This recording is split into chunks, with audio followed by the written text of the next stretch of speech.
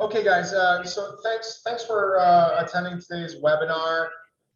We are going to be looking at, and today's topic is rewriting and changing zoning laws, which seems like a pretty straightforward process, but sometimes it's not the easiest process.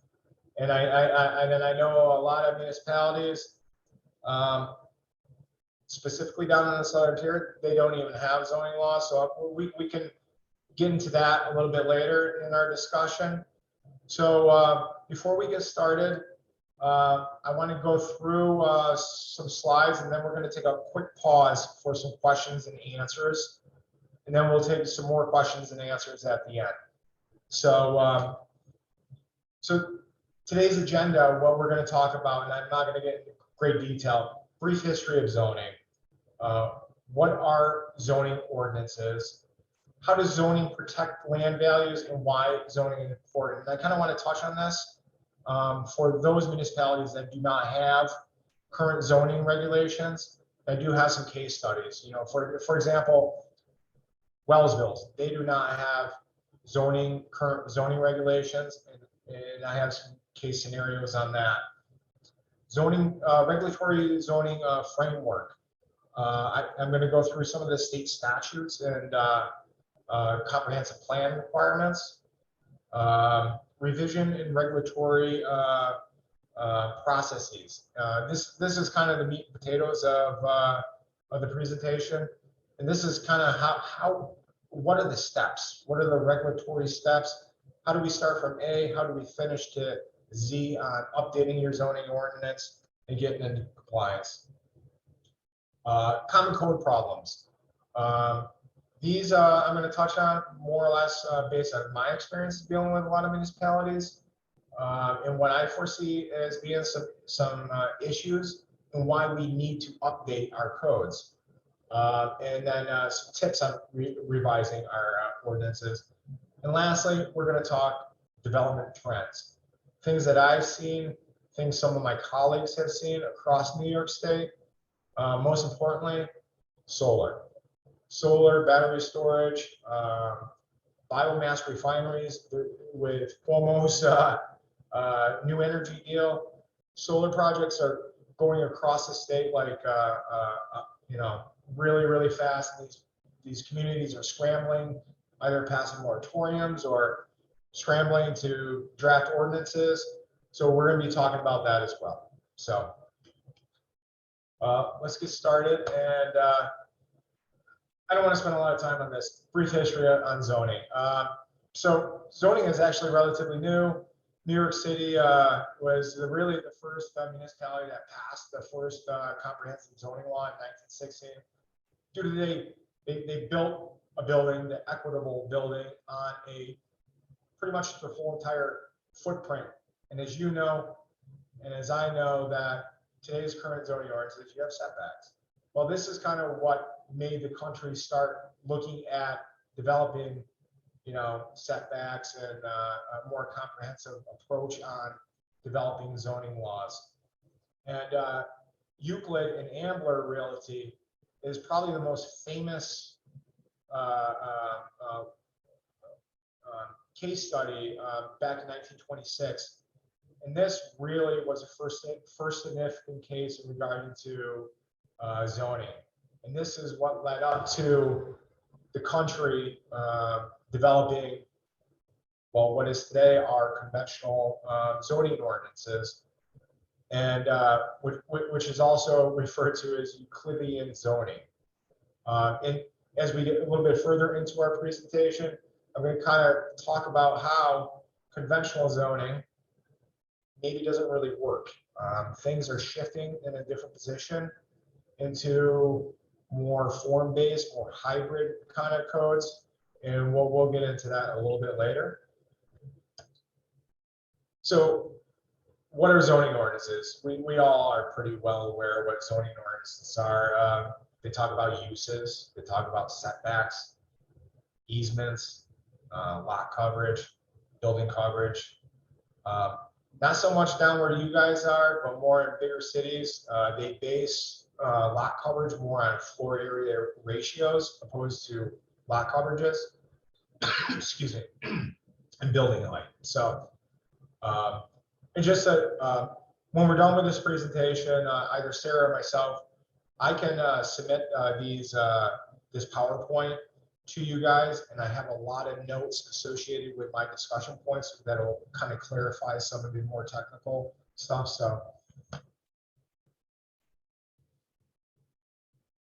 So the next point that I really want to touch upon is, and this is, how does zoning protect land values, and why is zoning important? In a lot of communities that I've dealt with do not have zoning ordinances.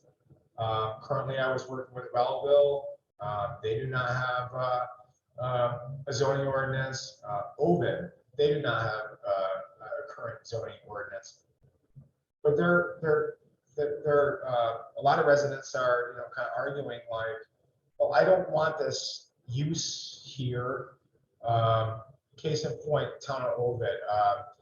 We currently worked on their comprehensive plan a few years ago, and this town is in between Seneca Lake and Puga Lake, very agricultural, but then you have these very, nice strips of lakefront properties, but they're concerned about their property values, their rights, but without having a zoning ordinance, anything can come in on the next lot and build right to their setback boundary, to their property boundary.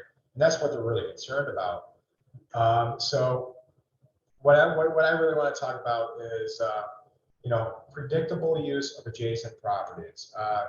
Zoning districts prevent commercial uses or industrial uses from being scattered between residential homes.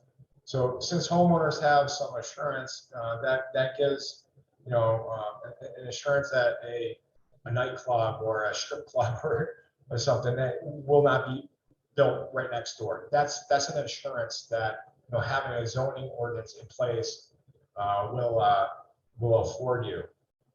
Zoning ordinances establish building heights, setbacks, and prevent lots from being irregular sizes. Property values benefit when similar structures are built next to each other.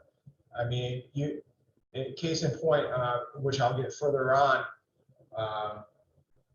the city of Houston, which is one of the largest, one of the bigger cities in the United States, believe it or not, they do not have a zoning ordinance. And there's a current lawsuit where a crematorium was just built next to a residential property, and all those fumes and stuff is spilling over into their backyard.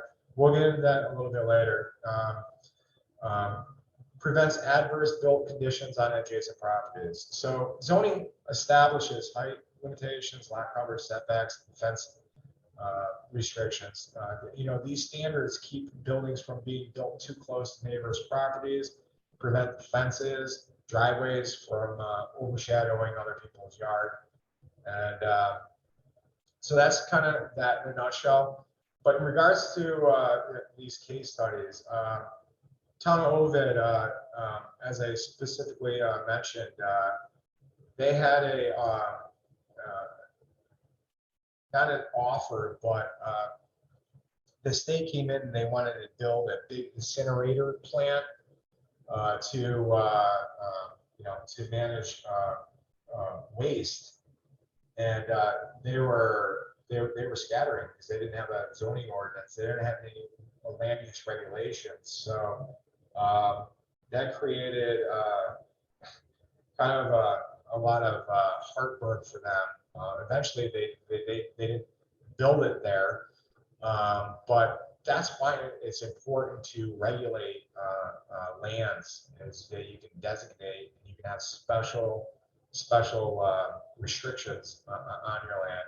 And the town of Wellsville, if there's anyone on here that could correct me if I'm wrong, when we were working on their land use, their comprehensive plan, the people of Wellsville, they really wanted a Walmart. They wanted a big commercial place where they could go, where they didn't have to kind of go and get, their daily essentials. But due to the fact that they didn't have any zoning ordinances or regulations, it became very cumbersome to the client, that being Walmart. It was very confusing in regards to the process. So they more or less, I think they said, we've had it. We're gonna go somewhere else, because the whole process wasn't really well defined. So that's another case study. So the next thing I want to talk about, and we're going to pause here in a couple more slides, and we'll take some questions and some answers. So we're going to talk a little bit about the regulatory zoning framework. New York State is a little different from other states. They have the village law, town law, and the general city law, which authorizes municipalities to enact zoning ordinances. However, in New York State, zoning is optional, unlike other states. In other states, zoning is mandatory. So with that being optional, a lot of these municipalities, specifically rural towns, do not have zoning laws, such as down in the southern tier. And this all kind of stems from police power and so forth. But every municipality has that option to opt in to enact a zoning ordinance. Municipal home rule is another state enabling statute, which allows towns, villages, and cities to adopt local laws to regulate, government in order to provide protection, order, and safety over the people within their municipalities to adopt zoning. And these are just general guidelines. And in the state environmental quality review, which is pretty much required for, really any action that has some level of adverse environmental impact. Usually when we think of seeker, we think of a big development coming in and removing trees that are going to remove the roosting trees for the Indiana bat or something like that. But even under the state, zoning is required of legislative action, which is considered a type 1 action, which requires the municipal board, whether that's the town, city, or village board, to go through the review process. No, it's not all that difficult, but it's a requirement of rezoning. Sorry. And the last thing is a zoning moratorium. I'm sure you've all heard of it. Just this week, I finished writing a zoning moratorium for the town of Seneca Falls, because they had 3 applications coming in for a biomass refinery. And they're like, what the hell is a biomass refinery? And so right away, the town attorney called me and said, we don't have any code language that regulates our land, and we don't know the impacts to what this use is going to be. So so we quickly drafted a moratorium, which basically puts a halt on the zoning process.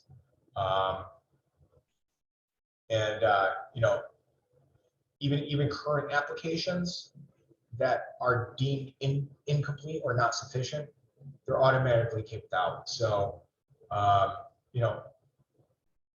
going to kind of jump ahead. With a zoning moratorium, what I'm seeing with a lot of municipalities right now with Cuomo's solar new energy bill is that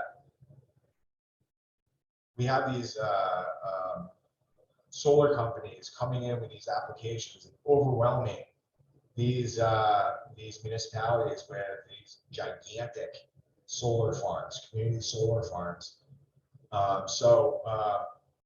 One thing that they're doing is passing a moratorium, and that kind of puts a timeout on any applications, so we can sit down, evaluate the town's needs, where we think development is best suitable, and really get a solar battery storage ordinance intact, so we can regulate, so we can identify where the key areas are best for development and so forth.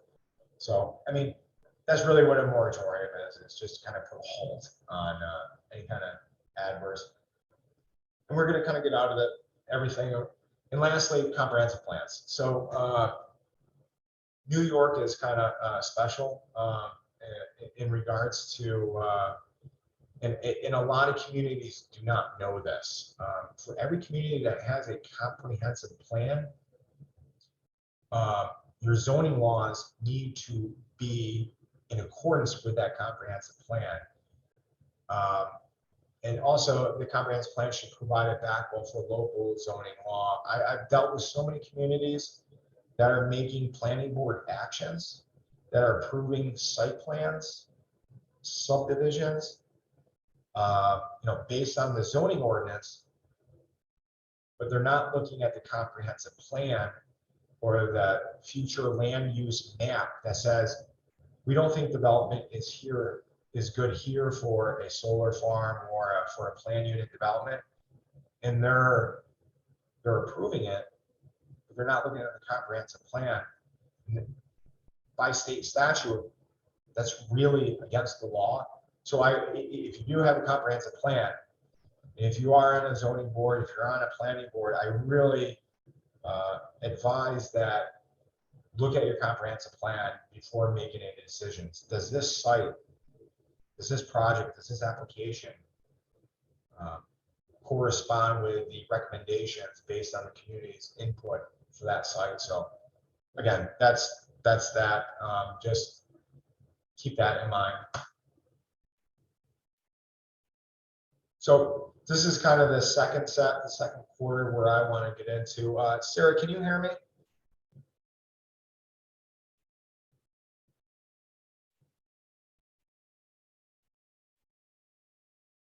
Sarah? Yes, I can hear you. Yes. Do you want to take a quick pause and see if anyone has any? I know I'm kind of like bouncing all around here. Do you want to see if anyone has any questions or comments or anything like that? Okay. I think they could hear you. If you do have questions or comments, please put it in the chat or the Q&A box. Okay.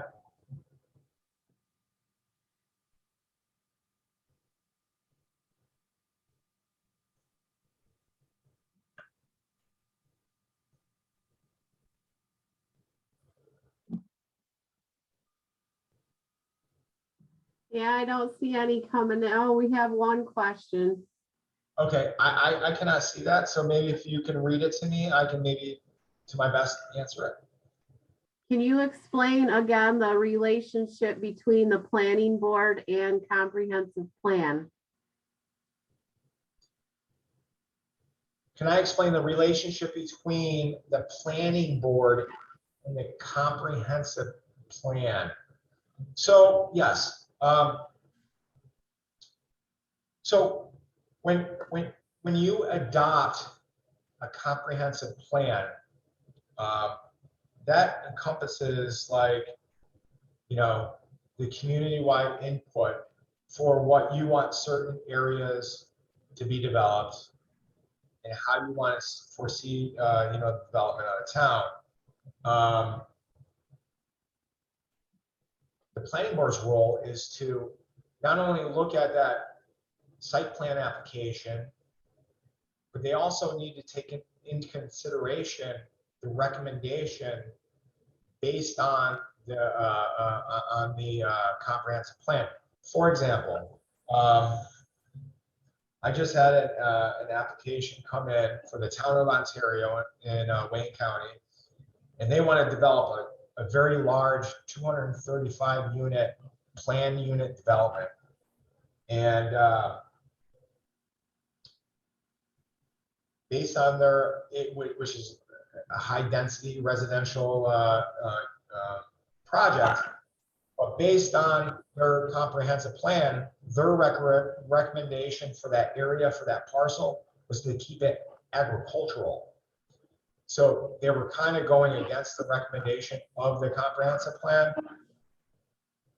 And so in essence, you know, they're not siding with the recommendation of the comprehensive plan. And per state statute, you are supposed to base all zoning decisions on the comprehensive plan. So that's kind of what I'm saying, is that you really need to keep in mind the recommendations that are set forth by the future land use of the town. Does that make sense?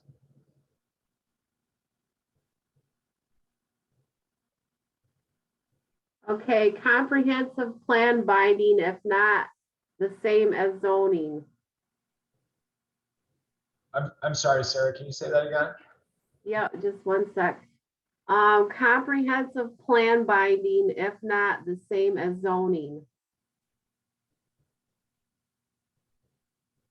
Okay. I mean, they're two different things. I mean, comprehensive plan is a long-range plan, future plan for the community, and your zoning is a regulatory, you know, document that regulates how you're going to develop the land. So when you're making your zoning decisions, you got to look at the recommendations within the comprehensive plan. I guess, and that's my biggest thing, is that none of the municipalities that I work with, if they have an adopted comprehensive plan, they do not look at those recommendations, which could get you in, you know, some hot water legally, if you know, the planning board approves something. So I guess that doesn't. I wasn't really clear with that question, but hopefully that answered your question. On the first question, she said, yes, thank you. That answered her question. Okay. And I think that's the last one we have. He said yes as well. Okay, great. So moving forward, this is the big, I mean, this is kind of the meat and potatoes of kind of what we're going to be talking about. This is the revision of regulatory processes, and kind of, if you don't have a zoning ordinance, or if you have one and you want an amendment because it's antiquated, I'm going to kind of go through the steps that you really need to look at, in from commencements to, you know, the finish line. And so really, if a municipality wants to update their zoning ordinance, and I'm currently working with 4 municipalities right now updating their zoning ordinance. This is kind of just a brief outline on kind of the process that you want to take. So, I mean, obviously, the local municipality has to buy into it. They have to, you know, approve it. They're going to have to approve of a budget of adopting a zoning ordinance, and it varies from demographics, population, you know, from a rural to a city, on how much it's going to cost. But, you know, I would say a typical cost for a zoning ordinance update is right around maybe $25,000 to $40,000 for a small rural community, because they do take a long time, because there's so many statutory regiments associated with it. It typically takes about close to a year to adopt one after commencement. So after the buy-in, what do you do next?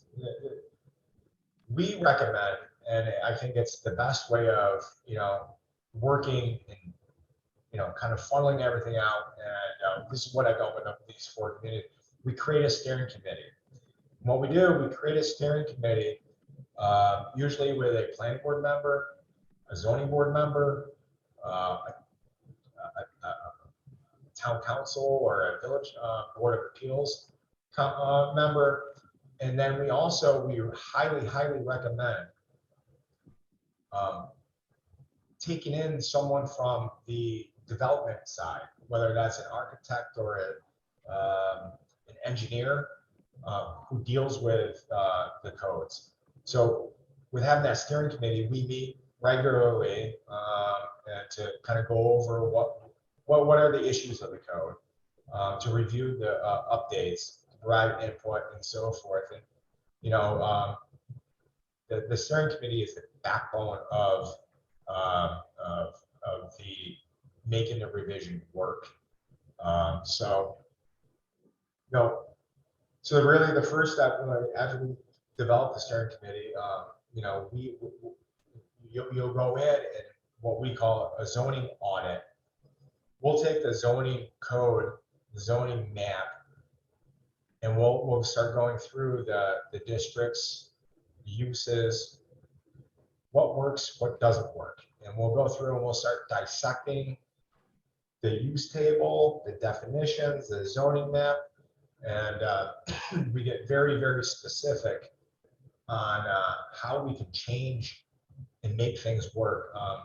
The big thing is that a lot of these codes they're so outdated, antiquated.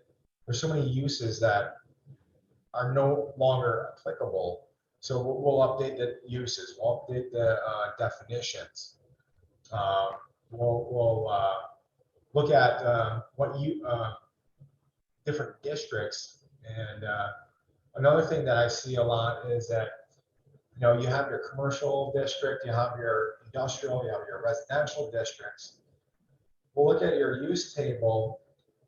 You'll allow like a single family accessory structure by right in the R1 district, but you won't allow it in the R2 district, but you'll allow it in the commercial district, which doesn't make sense. So we really dig down deep, and this is kind of why we need the steering committee. So this is kind of why we really dig down, and we make the code comprehensive, transparent, streamlined, and that's what you guys need to do if you are looking to update your code as well. So once we start moving forward and getting the revisions and everything kind of in line where we're at some kind of comfort level, you need to refer it out to municipal boards, the planning board, the ZBA, the county board, and as you see in the slide, you see bordering municipalities. That doesn't really apply during the review process, but more or less in the secret process, which I'll get to in a second. But you do want to really not only have the steering committee on board, but you want to have the ZBA and the planning board on board, because they're going to be utilizing that updated document in the future. So you want them in a comfort level with that. So after you refer it out and so forth, and we kind of start moving down through the process, you're going to get into community public engagement. Obviously, rewriting a code is a legislative action. You got to go work through the approval board, whether the village board, town board, city council. So it's going to require multiple public hearings and workshops. Workshops are very helpful, which a lot of communities don't do. The workshops can be in between the public hearings, where you can have community residents come in and kind of give their input and their concerns. And I find that to be very helpful, because who knows better than the citizens that live in the community. And the one thing that I've been starting to do, and I find it to be probably not only the most important thing, was doing these trial reviews. So let's just say we all agree upon an updated code, revised uses, new definitions, new districts. We're good to go with this new code. But really, who's using that code? Developers, engineers are going to be using that code. So if they don't understand that code, then the code doesn't work. So what we've been doing after we developed a draft code, what we do, not what we do, but what we recommend is we recommend that municipality to do some trial reviews. Take some, site plans for a commercial building, for a subdivision,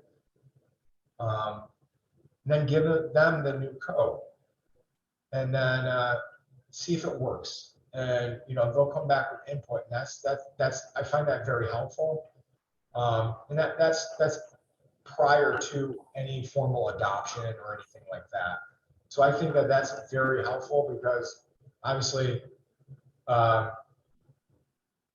the developers, design engineers, and so forth are the ones that use the code. So I find that very helpful.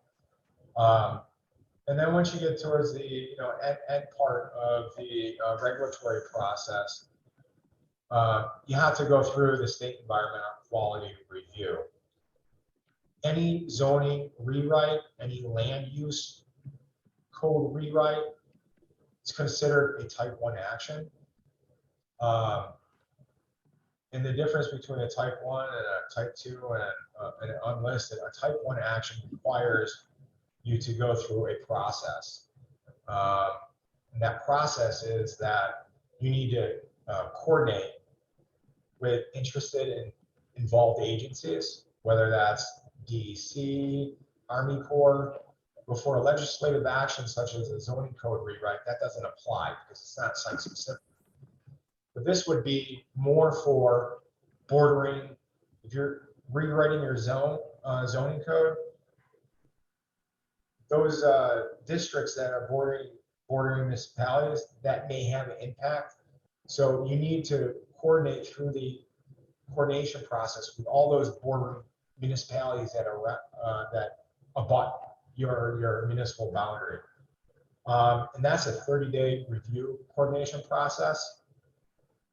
And since it's not like a site-specific commercial project, there's not going to be any adverse environmental impacts associated with that. It's not going to require an environmental impact statement required with that, but you just have to adhere to that 30-day review process. And then kind of moving forward, we get into the adoption stage of the code. So, we basically will, you'll have your final public hearing, zoning amendments, and then the adoption of the local law. And then, it would have to be filed with the municipal clerk and then Department of State. So I can go on about the process. I mean, that's kind of in a nutshell. But there's a lot of intricate things with each one of these.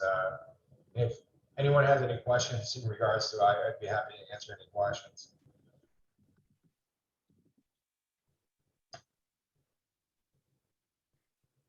So zoning, this is kind of the basis of why you do a zoning map amendment or a zoning text. And these are just, I'm not going to get into the weeds on this, but this is kind of what you need to take in consideration when you are attempting to do zoning map and zoning amendments. Like one, the proposed rezoning or text amendment has to be consistent with a comprehensive plan, like I kind of previously said. Does the proposed rezoning or text amendment promote the public health and safety and welfare of the community? So you can't really be biased. You got to have an open mind. I've dealt with so many municipal boards that when it was coming down to a decision, they said, "Well, I don't like this project." I said, "Well, why don't you like the project? Well, I don't like the project. Well, you have to give me some reason of why you don't like it. It's just like the test for use variances or the test for area variances. You have to prove why it doesn't, why it's adverse or it's not, and so forth.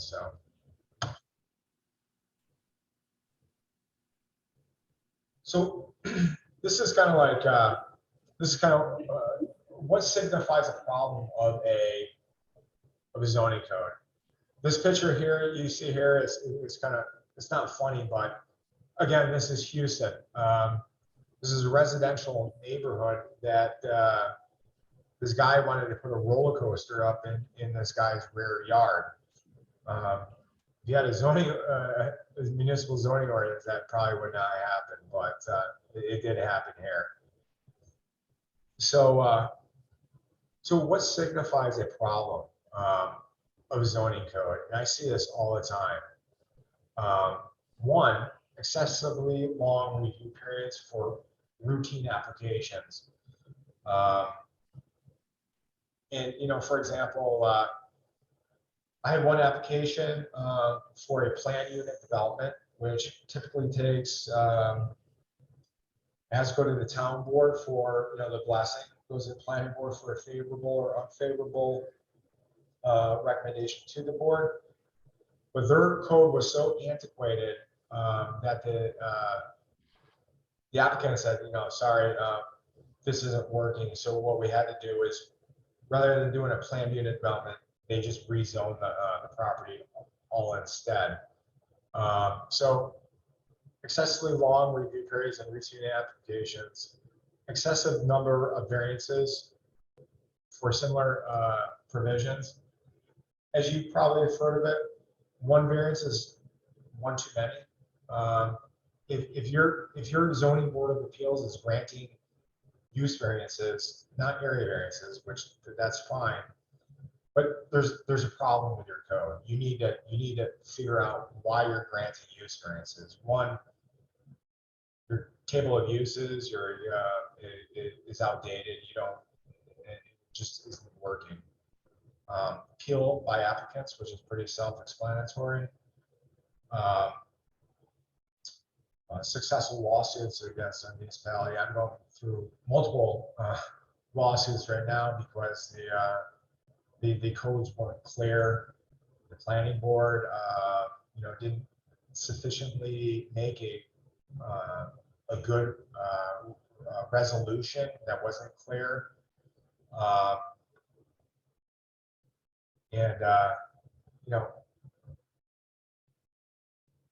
People coming into the building department and asking questions, and constituents and developers being upset. They don't understand the process because the code is just not clear. It's not precise. It's not streamlined. That creates an issue. And as we move forward in this presentation, I'm going to kind of get into how can we make the constituents, how can we make the developers happier? And I have a solution to that. So this is kind of based on my experiences, some of my colleagues' experiences, why there's problems with current codes. There's conflict with like state and federal laws. A lot of codes will say that you need to adhere to, excuse me, stormwater maintenance or the DEC for stormwater maintenance, or you need to adhere to DEC for seeker, but it's very, very vague. Those codes need to be updated to be very, very specific.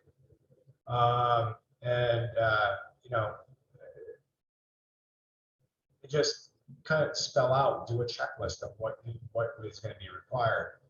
The other thing, I see this a lot. Uses are allowed in certain districts, but not in others for no logical reason, which doesn't make sense. You'll allow a single family home with a in-law suite in the R1 district, which is a minimal of 1 acre, but you won't allow it in the R2 district, which only permits single family, but doesn't allow an accessory apartment or an in-law suite.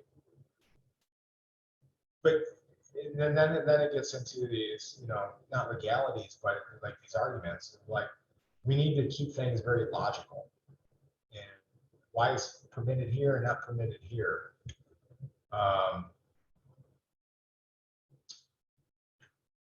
And again, you know, antiquated, inadequate definitions. This is a big thing that we deal with all the time. And going back to working with the town of Seneca Falls, we're going through their zoning code. We're updating their definitions right now because they're on the lake and they have a lot of applications for short-term rentals, Airbnbs, VRBOs, and so forth, but they have no regulations to regulate it. So we want to get a definition in there. We want to authorize it by a special use permit with special conditions as a special use permit. So that's kind of what we're doing. At my previous position, talking about antiquated codes, there was a definition that I came across of in the city of Pawtucket, Rhode Island. They had a definition, beast on the street. And I asked, what is a beast on the street? And they're like, that's a horse. And I'm like, that has to be over 100 years old. Well, why is this still in the code?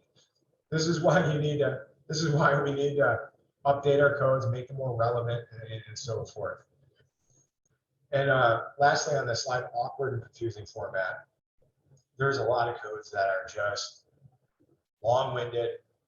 For in layman's terms, it doesn't even read. It's confusing, it's long-winded, and as I move forward, I'm going to be talking about how we can take these codes, which is all text, and put them in tables, put them in charts, put them in diagrams, and make them so much more user-friendly. And they read clearer. It's easier for the developer. It's easier for you know, the residents, because zoning codes are confusing to begin with. Kind of continuing on with common code problems. I'm not sure that there was a previous, but this is that crematorium right next to a residential district. They came in and they built a crematorium where they're doing what they're doing right next to a residential development. One, because they didn't have a zoning ordinance. So that's another issue of why we're talking. So moving on is common code problems is lack of tables, charts, and graphs. I see a lot of new codes. They are starting to incorporate tables, charts, graphs because they're easy to read. It's less text, it's less bulky documents, and so forth. And a lot of zoning ordinances they're too wordy, they're too redundant. You go from a residential district, let's call it R1, that permits all these things, and then you'll go to R2. It's the same text. So if we can move everything, you know, and incorporate, put it into charts and graphs, that would just make the review, the understanding a lot better. As I said, use variances, one is too many. I dealt with a zoning board last month who granted 4 use variances at one board meeting, which is mind-boggling. And that's a clear sign that your code is outdated, and you really need to update that code, specifically the use tables and the uses. Next one, too many zoning districts. I'm not going to get into that. I mean, obviously, it's based on your community, your demographics, and so forth. Tagging in relevant review criteria. Again, you need to button everything up. Lack of consistency with a comprehensive plan. Again, planning board, ZBAs, they really need to, before they make a sound decision, and going through the environmental review process, they really need to look at the comprehensive plan. Lastly, bulk regulations and parking standards. That kind of goes back to the use. What I'm seeing, and I'm going to move forward with this, bulk regulations, parking standards in these conventional Euclidean codes are outdated. What we need to do, we need to like think, more sustainable. A lot of these bulk regulations require a house per acre, or parking standards required like 2 spots per table or 2 spots per 1,000 square foot. Rather than having a minimum, we need to think of maybe maximum parking standards. And again, I have these all in my notes, which really lays it out rather than just. So and this can help eliminate impervious surfaces and so forth by reducing our parking standards. We need to look at shared services. There's a bank right next to a restaurant, and that bank's not working, and they have 50 parking spaces. Why does that restaurant have to build 50 spaces when they can do a shared, when they can share that parking lot? That reduces impervious surface, it reduces the impact of land, it reduces maybe the requirement of doing some kind of formal stormwater mitigation measures.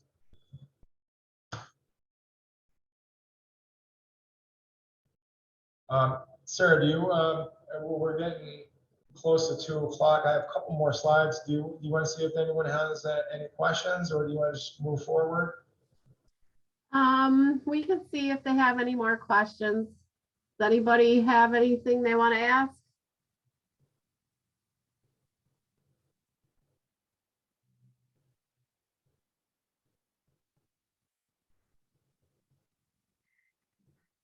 I'm not seeing any coming in. Okay. All right. Well, we'll move forward. So, we talked about some of the common problems. We talked about a lot of stuff, but We have one. Sorry. Okay. No, not a problem. Go ahead. Is there a sample of a well-formatted zoning code document using tables, charts, and graphs? Absolutely. I have tons of them. And if they want to email me, I would be more than happy to forward that to them. Okay, I'll let them know that. Thank you.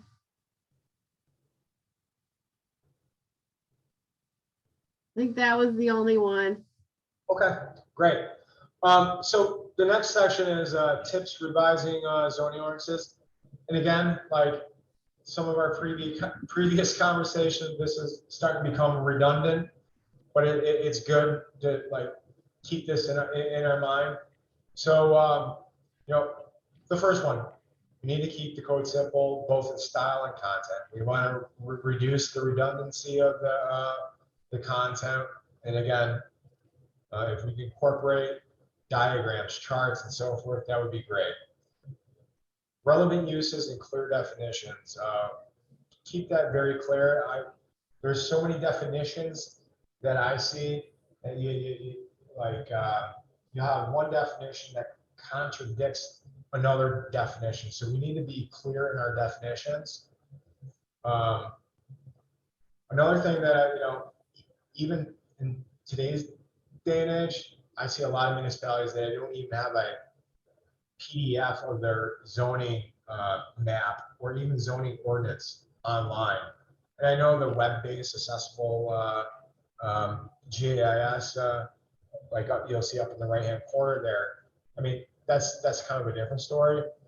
But I think that might eliminate a headache from you guys if you could at least get your map or your ordinance up on site. In this day and age, a lot of people have E-code, which is a navigatable source. So illustrate your design and bulk standards. This kind of goes back to the diagrams, what you see down below this diagram. And a lot of codes, and this kind of goes into form-based codes, and this is more applicable to larger cities. Form-based codes are a lot different from your conventional codes that every municipality has, which is based on use, which is based on separation, which is based on setback. Form-based is more about the use opposed to the setbacks and so forth. But what a lot of communities are doing, Canandaigua, for example, their uptown area, they're developing a hybrid code where they're basically putting an overlay on top of their underlying district, which allows them to provide flexibility to move buildings closer to the road, to provide parking in the back, to provide higher buildings and so forth. So that's kind of what a hybrid code is.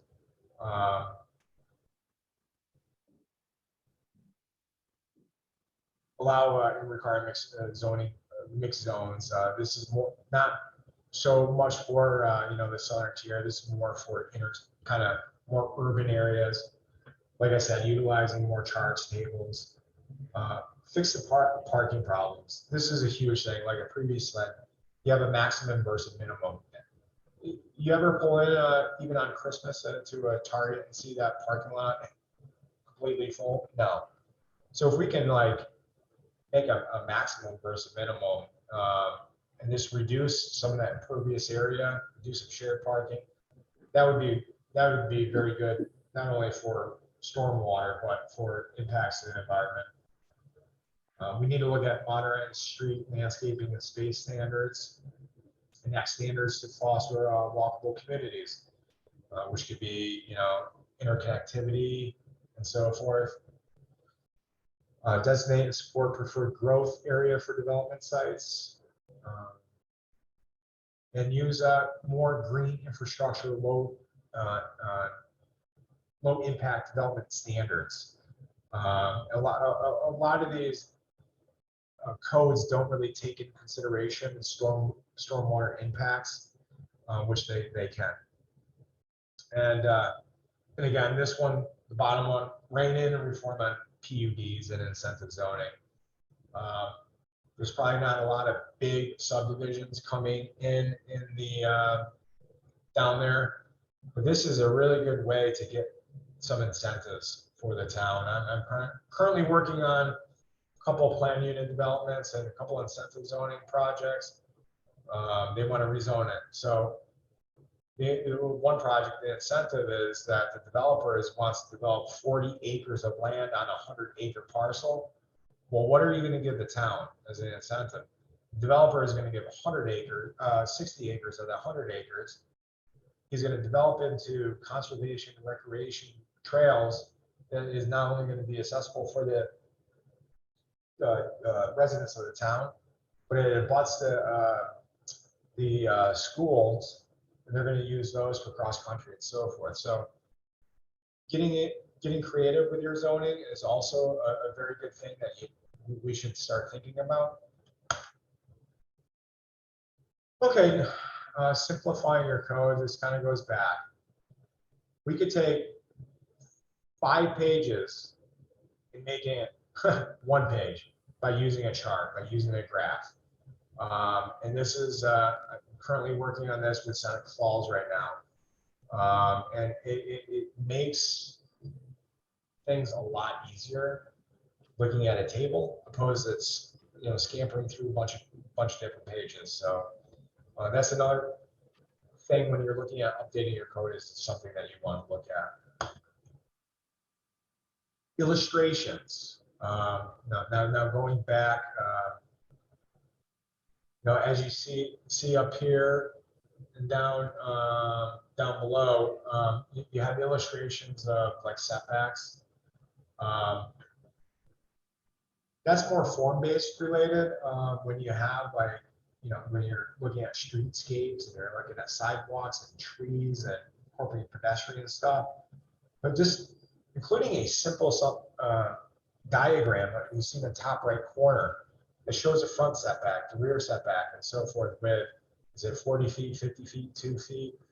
It is very helpful, opposing. And then including a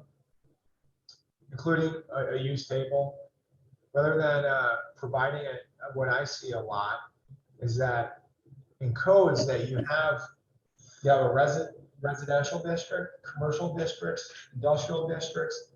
And then within each district, you'll say what those standards are. Minimum lot size, 1.5. Front. If you can put it all in a table, boom, you don't have to put that in the body of the document. You have it in one table, which become. And then the other thing is having charts. Charts are like amazing. Rather than having it in text, this just kind of flows. It makes things a lot easier, very understandable, and you can put this on the website. And the last thing that I want to get into is development trends, and this is what I'm seeing across a lot of municipalities. MRD, we work with over 100 municipalities across New York State, and these are some of the bigger things. And renewable energy, I'm so overwhelmed with this renewable energy, specifically solar. This is all due to Cuomo's new energy bill, which calls for 70% of all electricity in the form of renewable energy. It should be by 2030.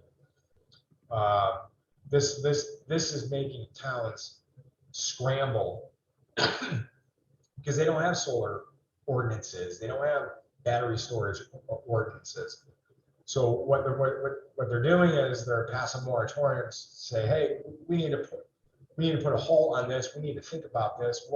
Where do we want to allow solar fields? Is it going to be agricultural fields, and so forth?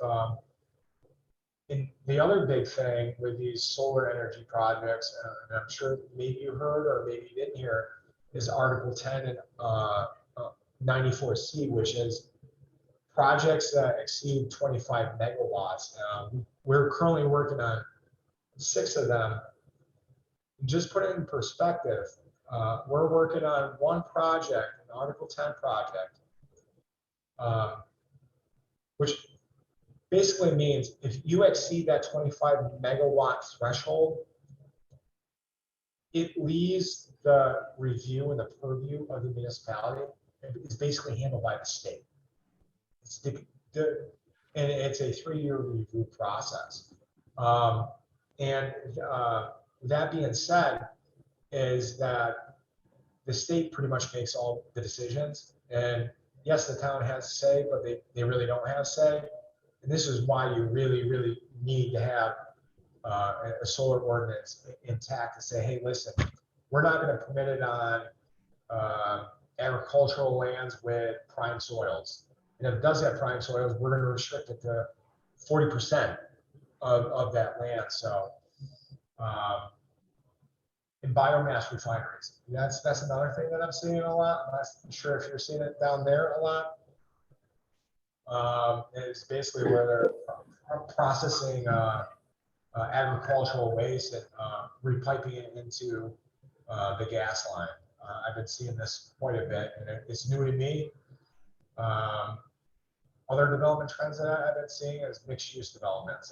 We just worked on an environmental impact statement for a 1,000-acre mixed use development in the town of Penfield. The build out is for the next 15 years. It's going to incorporate commercial, walkable. It's like a town center. Plan unit development incentive zoning districts. I've kind of talked about that in the past. I don't know if it's all that applicable down in the southern tier, but these are incentive zoning. I think is very, very good. And if you don't have it in your code, I think you should maybe rethink that, because if a developer wants to come in and he wants to build a commercial building in an area that doesn't have any sidewalks, doesn't have any sewer or something like that, well, the town can, or the village can rezone that to an incentive zoning. They're going to say, well, what's that incentive that you're going to give us? And he's like, well, I guess I'll extend that sidewalk. I guess I'll extend that sewer. I guess I'll put a pump station there to be capacity. So incentive zoning is a very hot item nowadays. And another one is short-term rentals. It's all over the place, as you're aware, with Airbnbs, VRBOs. Currently with the town center Falls, they are inundated since they're on a lakefront, and they're year-round people are getting, are getting kind of fed up with some of these people that are renting these places out because they're having, long-term visitors. They're having a lot of guests. They're being loud. They're being noisy. So we're starting to develop some codes that really address where short-term rentals are and some of the restrictions, parking restrictions, and so forth. So if it doesn't apply to you guys, then I don't know, but that's something that it's kind of a big trend nowadays. And agricultural uses is always big across New York State. As you know, pretty much all of New York State is designated as an ag district, and there's a lot of exempt uses within zoning ordinances. Obviously, like if you're in an ag district and you're an active farm, if you're not an active farmer or you're not getting an act exemption, you can't build a pole barn that exceeds the accessory size. But if you're an exempt use, you can build a barn big as Wegmans if you wanted to, or you could build a silo, which 3 times the normal silo. So that's another thing that we're looking at, that maybe we can kind of minimize or maximize, or We have a couple questions. Yeah, sure. Are short-term rental laws holding up against legal challenges? Short-term rental holding up against legal challenges. That's a good question. That I do not know, but I can most certainly I can make a note if someone wants to your questionnaire wants to email me that. I'd be more than happy to reach out and see if I can get an answer on that. Okay. These short-term rentals are so new, and it's creating a stir in so many communities, because you can get Airbnb anywhere, like in a downtown village area that doesn't have ample parking, and then you have a party, and it's just. So yeah, I guess that's something that I would like to look into for my own benefit, but I could get back to them. Okay, yes. And then the other one was replacing long lists with use categories. That was when you were talking about. So replacing long lists with use categories. What I think he's asking is, within a code, each zoning district, you'll have your residential, you'll have your commercial, and you have your industrial. And under each zone for residential, you'll say permitted uses, single, you'll provide all the permitted use. provide all your accessory use, provide all your special use permits. Then for R2, you'll do the same thing. Then you go to commercial, you do the same thing. Eliminate all that and put it in a table. And that alleviates like scrambling through the body of the document. And I think that makes so much more clarity in understanding a zoning ordinance. Okay, we have, he said, the last gentleman said, good, he'll reach out to you Okay, great.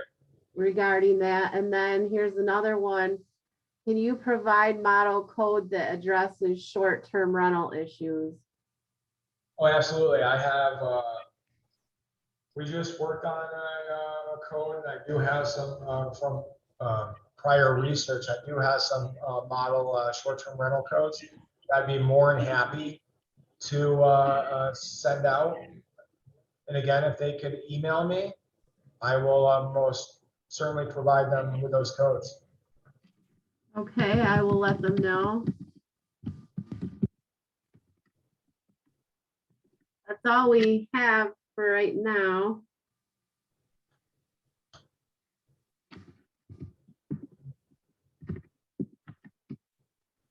Okay.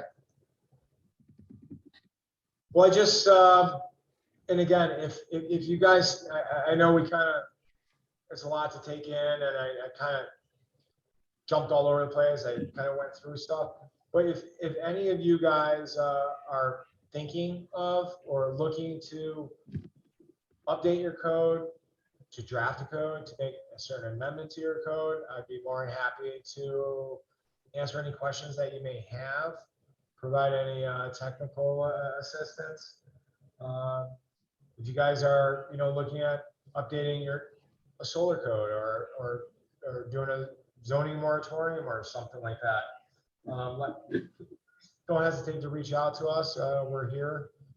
We do represent a lot of the clients down in the southern tier, so we're familiar with the area, the demographics, and yeah. Okay, well, thank you very much, Shaun, for presenting this to us today. I appreciate it. Not a problem, Sarah. I guess if everybody's good, we'll end the webinar. Okay. And again, thank you, everyone, and I appreciate it. Have a great day. We'll talk later. Bye. Bye.